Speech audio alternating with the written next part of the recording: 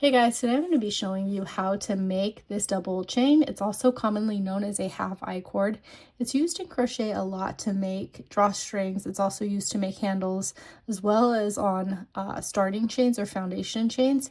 It creates a bit more of a strong, sturdy base on projects, especially if you're making something like a blanket or a dishcloth or something that's going to have a border around it. It's really nice for that as well. Okay, so let's get started. Okay, so for today's tutorial, I'm going to be using a 5.5mm crochet hook as well as a single ply nylon yarn. This is just the easiest to see on the tutorial. For your half I cord, you can use whatever yarn and hook your project calls for. Okay, so to begin, we're going to start by pulling the yarn from our ball. We want a long tail. Okay, you want your tail to be as long as your starting chain is going to be, or your drawstring or your handle, whatever you're making the I-cord with, you want it to be as long as that's going to be. Okay, so you want to start with a long tail, and then you have your working yarn that's connected to your ball. In between your tail and your working yarn, you're going to make your slip knot. Okay, and put it on your hook.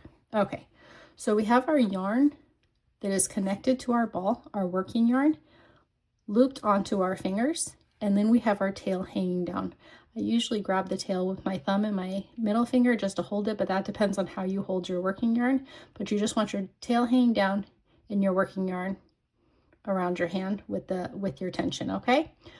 To start, you're going to take your tail end of your yarn, loop it around your hook. You're going to grab your working yarn with your hook and pull it through both of those loops on your hook. Okay, again, our tail end is going up over our hook. We're grabbing our working yarn and pulling it through both of those loops. Do that again. Tail over our hook, grab our working yarn, pull it through. And we're just going to keep working up. You're going to make as many chains as your project calls for.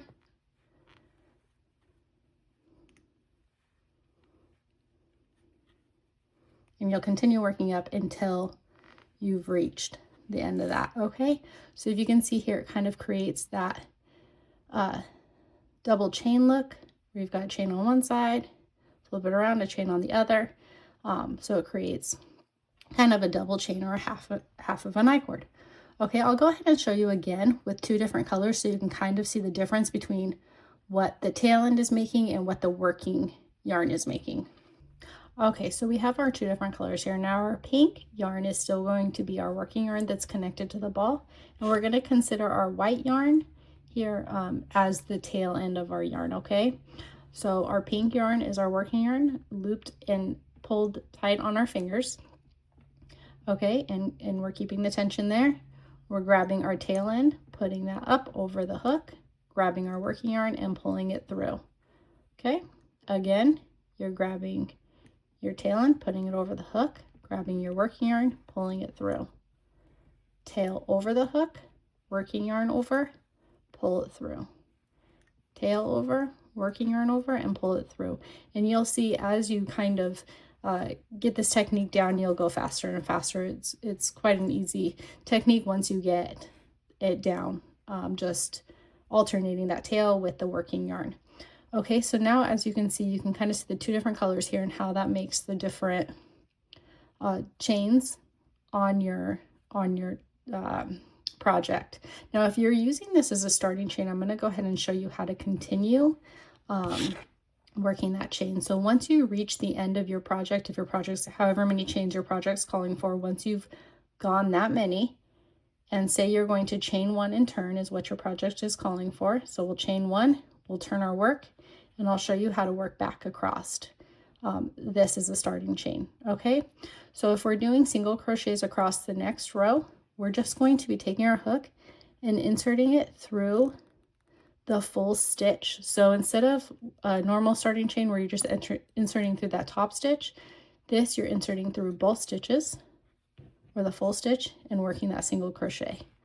Again, a little bit closer, you're putting it through the full stitch and pulling up a loop, single crochet through the full stitch, pulling, oop,